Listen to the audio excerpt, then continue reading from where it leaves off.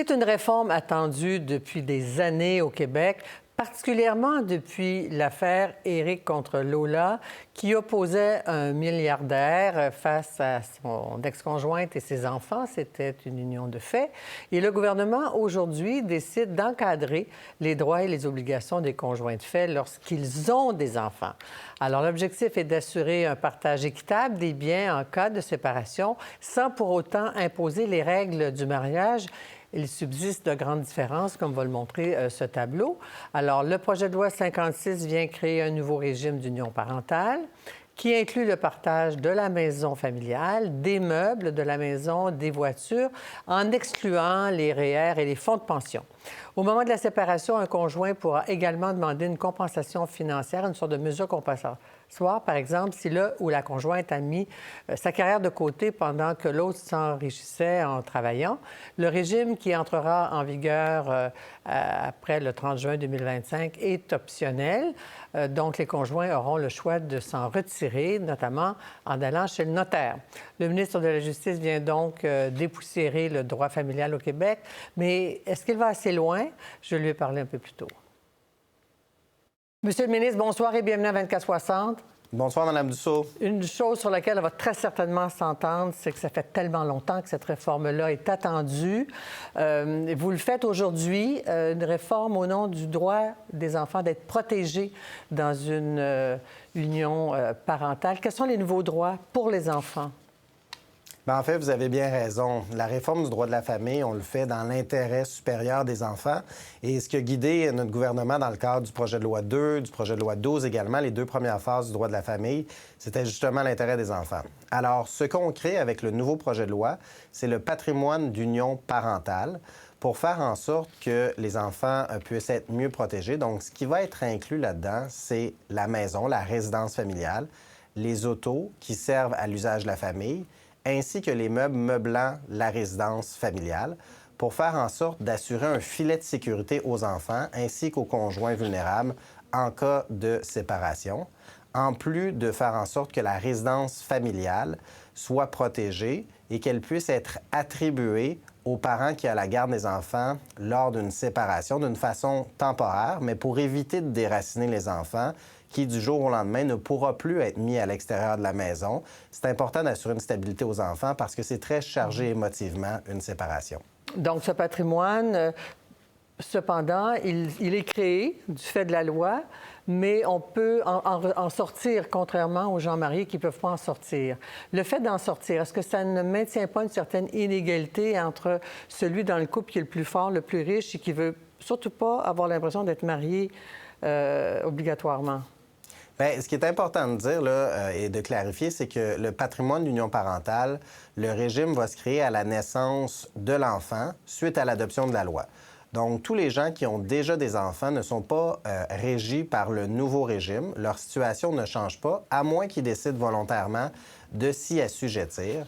Pour ce qui est des conjoints en union de fait qui vont avoir un enfant après l'entrée en vigueur de la loi, bien là, le régime va être obligatoire. Il va s'appliquer, mais vous avez raison, ça sera possible de se retirer en allant chez le notaire, soit en partie ou en totalité. Pour ce qui est de la situation de la vulnérabilité des conjoints, bien, ça devra être expliqué par un notaire qui doit valider le consentement libre et éclairé de la personne si elle souhaite se retirer. Alors, une autre mesure, c'est, vous venez un peu de l'expliquer quand même, il n'y a pas de rétroactivité. C'est rare en droit qu'on adopte une loi rétroactive, mais la discrimination ou l'injustice créée chez les enfants issus d'une union de fait, confirmée par la Cour suprême du Canada il y a déjà 10 ou 11 ans, pour 65 des enfants du Québec, ça ne s'applique pas. Il n'y a aucune protection, c'est des centaines de milliers d'enfants. Auriez-vous pu corriger cette injustice du fait de la loi? Bien, écoutez, on est dans une situation où le gouvernement du Québec ne voulait pas marier de force tous les Québécois. Je pense que le jugement de la Cour suprême également fait appel à l'autonomie décisionnelle, puis c'est un des principes importants dans notre droit, la liberté, l'autonomie de la volonté des conjoints et des conjointes d'organiser leurs affaires comme ils le souhaitent. Et malheureusement, je ne peux pas refaire le passé, Mme Dussault. Vous savez, moi, lorsque j'ai eu le dossier, je l'ai pris à bras-le-corps et c'est le troisième projet de loi que je dépose en matière de droit de la famille. Les gouvernements précédents auraient pu agir. Dans une situation où il y a des parents, des familles qui ont des enfants de 2, 4, 6, 8, 10, 20 ans, 25 ans, et à l'époque où ils ont eu leurs enfants, bien, il n'y avait pas de règles qui faisaient en sorte de les assujettir à quoi que ce soit. Ils pouvaient volontairement le faire par un contrat de vie commune. Donc, le gouvernement ne fait pas en sorte de mettre rétroactivement le projet de loi. Ça va s'appliquer pour le futur. Cela étant, c'est possible pour les gens qui ont déjà des enfants volontairement de faire un contrat de vie commune ou de s'y assujettir. Mais les choix étaient présents. Il y avait la possibilité soit de se marier, soit de faire un contrat de vie commune. Et les mêmes choix s'appliquent aujourd'hui. Cependant, pour les enfants qui seront nés après l'entrée en vigueur de la loi, le nouveau régime va démarrer. Persiste encore une différence entre le mariage et l'union parentale que vous créez quand on se compare au reste du Canada qui, lui, dépend de la common law, une tradition juridique britannique. Vous, c'est le droit civil. Pourquoi n'allez-vous pas jusque-là? De permettre notamment de décréter une pension alimentaire pour l'ex-conjoint qui serait dans une situation vulnérable et qui a peut-être beaucoup donné à l'union de fait. Bien, c'est un régime distinct que nous avons au Québec. Vous savez, nous, c'est basé sur le Code civil du Québec. Je pense que l'autonomie de la volonté et des conjoints est importante. Il y a toujours la possibilité pour les conjoints de se marier ou de le prévoir par voie contractuellement s'ils souhaitent avoir une pension alimentaire entre conjoints, entre ex-conjoints. Mais il y a une chose qui est sûre et qui ne change pas. Tous les enfants, la pension alimentaire pour eux demeure, que vous soyez un enfant issu du mariage ou un enfant issu de l'union de fait. Il y a pension alimentaire pour les enfants et ça, c'est fondamental. Et tout le régime qu'on met en place, c'est pour assurer la protection des enfants. Et dans le cadre du nouveau régime qu'on met en place également, il ne faut pas oublier qu'on met en place la prestation compensatoire. Donc, si jamais il y a appauvrissement d'un des conjoints et qu'il y a un lien corrélatif avec l'enrichissement de l'autre conjoint, il y aura la possibilité d'avoir un recours en prestation compensatoire. Actuellement, il y avait un recours en enrichissement injustifié, mais ça s'y prêtait mal aux relations conjugales. Donc, on vient faciliter ce recours-là dans une situation où il y aurait un déséquilibre, où il y aurait un conjoint qui aurait contribué d'une façon importante et qui aurait eu un appauvrissement de sa part. Alors, on vient mettre en place les différentes balises pour protéger le conjoint vulnérable, mais on est dans une situation où il existe quand même des différences entre le mariage, l'union parentale et les conjoints de fait sans enfants, bien entendu. Cela étant, on respecte l'autonomie et la décision et la liberté des gens d'organiser leur rapport privé. Sur les prestations compensatoires, en lisant les articles, ça ressemble peut-être aux dispositions en cas du mariage, mais est-ce qu'il serait important de mentionner que la maternité a un prix? Les femmes se retirent du marché du travail pour avoir les enfants et dans une union de fait. Et donc, il faudrait étendre la prestation compensatoire à ça. Parce que souvent, les femmes perdent du salaire, perdent de l'avancement. Donc, ils perdent sur leur pension éventuellement. Donc, est-ce qu'il n'y aurait pas lieu d'être plus clair là-dessus, de ne pas juste le relier à l'enrichissement de l'autre conjoint par son entreprise ou autre activité? Bien, ce qui est prévu dans le projet de loi, c'est véritablement la prestation compensatoire. Il faut qu'il y ait un appauvrissement et un enrichissement qui est corrélatif. Cela étant, les conjoints peuvent organiser leurs relations personnelles comme ils le souhaitent, par voie contractuelle notamment. Donc, ça ne va pas en l'encontre de cela, mais le régime que nous mettons en place, actuellement, il n'y avait pas de régime là. Alors, ce qu'on fait, c'est pour les enfants qui naîtront après l'entrée en vigueur de la loi, il y aura des protections qui vont être en place et ça sera au couple de décider s'ils souhaitent demeurer assujettis ou non. Mais je pense qu'aujourd'hui, on peut être fiers de ce qu'on accomplit. On a un régime qui fait en sorte d'être équilibré, de prévoir des protections, mais aussi de respecter la liberté de choix des gens. Puis vous savez, je pense que c'est important de faire en sorte de ne pas marier les gens de force, de leur laisser une autonomie, et c'est ce que nous faisons. Merci, M. Genest Barrette. Au revoir. Un grand merci à vous. Au revoir. Au revoir. Un équilibre entre une personne qui est conjoint de fait, puis ça fait 20 ans, 15 ans, 20 ans qu'ils sont ensemble et n'a absolument aucune aide par la suite et qui est à charge des enfants.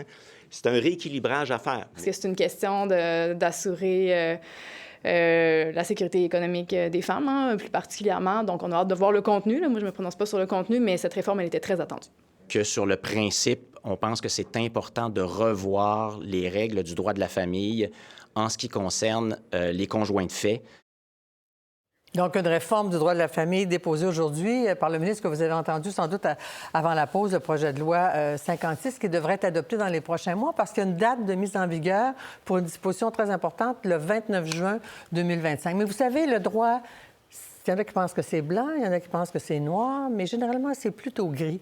Alors, pour nous éclairer là-dessus, Suzanne Pringle, grande experte en droit de la famille, qui a représenté Éric aussi, il faut le dire, à l'époque, il y a 10 ans, dans cette fameuse cause qui opposait le milliardaire à son future ex-conjointe et les enfants, qui, eux, avaient droit à une pension alimentaire. Madame Pringle, bonsoir. Bienvenue à 24/60.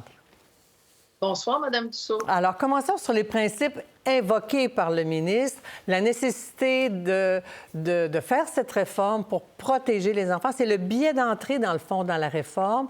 C'est un bon choix comme angle d'attaque pour cette réforme? Bien, c'est celui... Écoutez, ça reprend essentiellement ce que le rapport d'Alain Roy, en fait, le comité consultatif en droit de la famille, avait proposé à l'époque, c'est-à-dire le rapport est sorti en juin 2015. Donc, ça reprend cette idée-là. C'est ce que le gouvernement, c'est ce que le ministre a choisi comme approche. Donc, c'est pour l'angle des enfants, comme il l'a fait aussi avec les 2 autres projets de loi. D'accord. On peut penser que, d'abord, c'est une bonne démarche de faire affaire avec Maître Roy, qui a étudié ces questions-là, qui s'est souvent prononcé là-dessus. Alors, le principe de donner plus de droits aux enfants, on va voir un tableau pour le public à la maison. Je ne sais pas si vous allez le voir en même temps, mais il a déjà été diffusé. On va voir ce tableau qui dit la différence entre le mariage et voilà ce tableau. Est-ce qu'il est important de maintenir une différence, selon vous, entre l'institution du mariage et l'union de fait, selon le principe du ministre qui dit on ne veut pas marier les gens de force? Bien, l'autonomie de la volonté est reconnue au Québec et je pense que c'est l'angle qu'ils ont choisi. Est-ce que c'est approprié ou non? C'est ce qu'on a aujourd'hui. Est-ce que ça va assez loin? Le tableau est affiché, là. Alors, évidemment, oui. Le patrimoine, la résidence familiale, les voitures, OK, les là, meubles. On exclut les pensions, les REER, et on n'accorde toujours pas de pension alimentaire à l'ex-conjoint. Ce qui n'est pas automatique, vous me corrigerez, même dans les cas de mariage. Non, là, on crée une union parentale qui est quelque chose qui n'est pas le mariage, c'est quelque chose de différent. Donc, on a créé, à même l'union parentale, ceux qui vivent en une union parentale, donc, on a maintenant un patrimoine d'union parentale. Il faut s'habituer au mot. Un patrimoine d'union parentale. Ça reprend en partie les biens qui composent le patrimoine familial, mais pas tous. On a donc la résidence de la famille, mais en mariage, on a les résidences de la famille. C'est-à-dire que si une famille a plusieurs propriétés, une résidence principale, des résidences secondaires, la valeur de ces résidences-là est partageable à la rupture, n'est-ce pas? Ici, ce n'est pas le cas. Les voitures sont là aussi puis qui servent à l'usage de la famille et les meubles qui ornent la résidence familiale. On a exclu les REER. Les REER ne sont pas là-dedans et les fonds de pension non plus. C'est un choix judicieux. Alors, parce que c'est la grande... Oui, au fond, c'est parce que si on veut encore démarquer le mariage de l'union parentale, est-ce que c'est un choix judicieux de ne pas inclure la pension, le REER, lorsqu'il y aura eu vie commune? Judicieux. Écoutez, il y a plusieurs positions qui sont présentées. En ce qui me concerne, je suis là pour vous expliquer ce qui a été présenté aujourd'hui. Vous savez, Mme Dussault, ça fait longtemps qu'on attend ça. La dernière réforme a été faite en 1980. J'étais à l'université, je suis dans ma 41e année de pratique. Alors, moi, je peux juste célébrer le fait qu'on ait quelque chose à regarder qui est à le rendre meilleur. Alors, il y aura peut-être un débat. Il y aura commission parlementaire à savoir est-ce qu'on doit étendre la chose à la pension alimentaire à l'ex-conjoint. Parce qu'on sait les que... aliments... Oui, pardon, excusez-moi. Parce qu'au fond, l'exemple qui me vient à l'esprit... C'est la grande...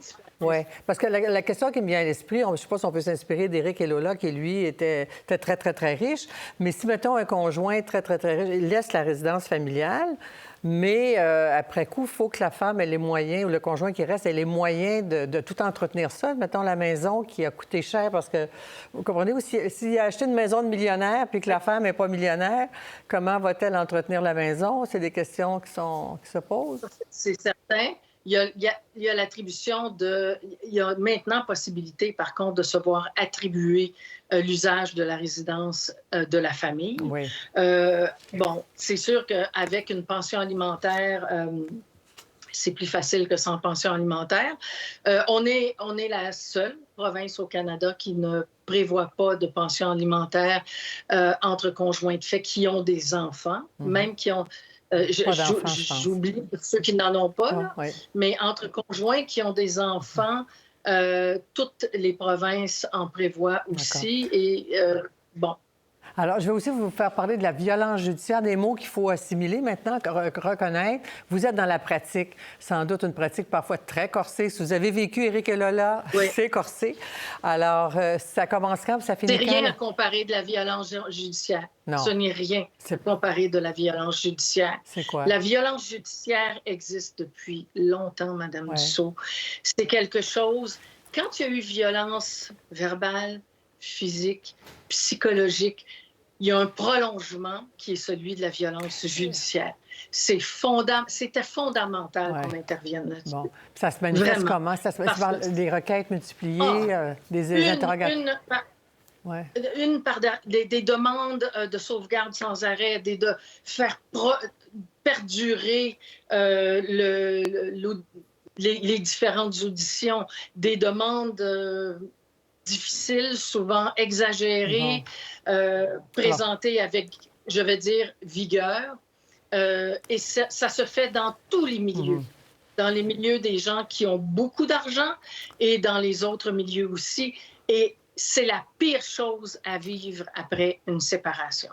En mariage comme en conjoint de fait. Mais en mariage, on avait la possibilité de demander une provision pour frais.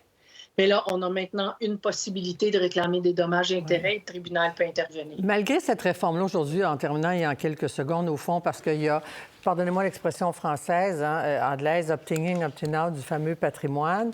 Le ministre veut maintenir beaucoup de marge de manœuvre, en nous disant en même temps, écoutez, les adultes, vous êtes autonomes, vous voulez être libre, allez donc signer un contrat chez le notaire ou mariez-vous, au fond, si je paraphrase. La meilleure des protections, si on veut être protégé à 100 ça reste le mariage et des bons contrats signés devant notaire? La meilleure protection, c'est si on veut des droits égaux à ceux du mariage, la meilleure protection, c'est de se marier. C'est évident, mais ce n'est pas une réponse.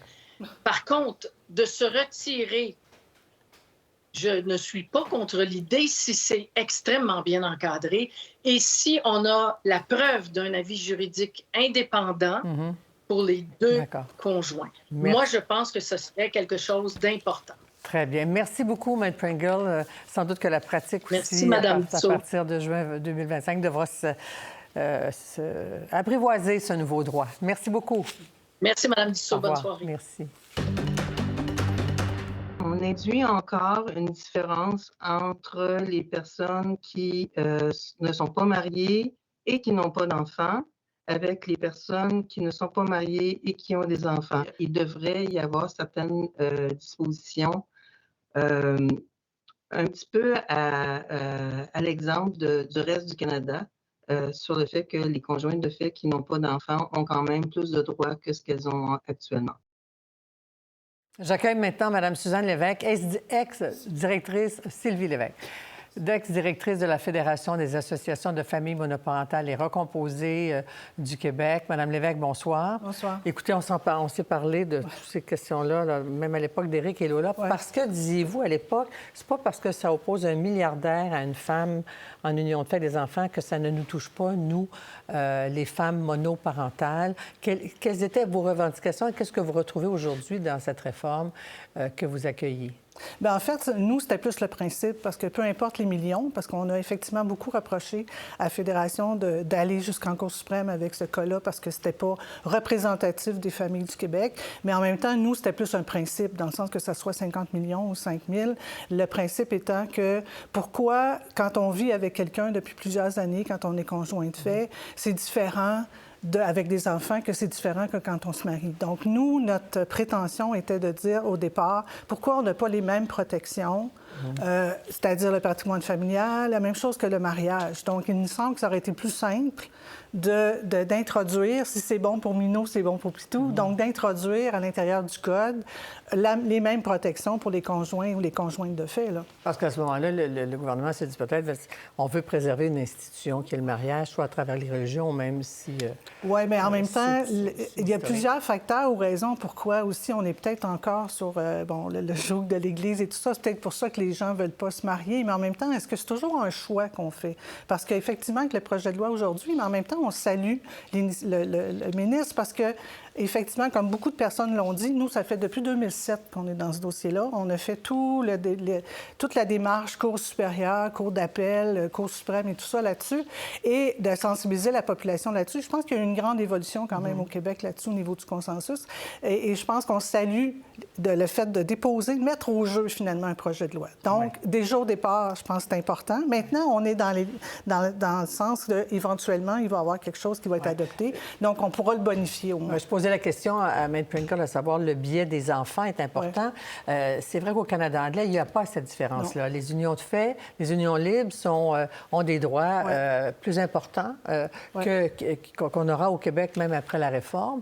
Est-ce que pour vous, la réforme s'est arrêtée trop tôt? Bien, en fait, je pense que ça aurait été intéressant d'avoir un débat là-dessus parce qu'on prétend finalement que les gens qui sont conjoints de fait, qui n'ont pas d'enfants, n'ont pas besoin d'être encadrés. Donc, c'est un peu, on présume cette situation-là parce qu'on veut laisser... C'est sûr qu'il y a moins de conséquences. Il y a peut-être moins d'impact quand on vit avec quelqu'un puis qu'on n'a pas d'enfant parce qu'on peut se débrouiller, on peut s'organiser. On peut revendiquer à son conjoint d'aller chez un notaire, puis s'il ne veut pas, peut-être qu'on peut se méfier de lui. Oui, mais en même temps, vous savez comme moi qu'en amour, tu sais, dans le sens...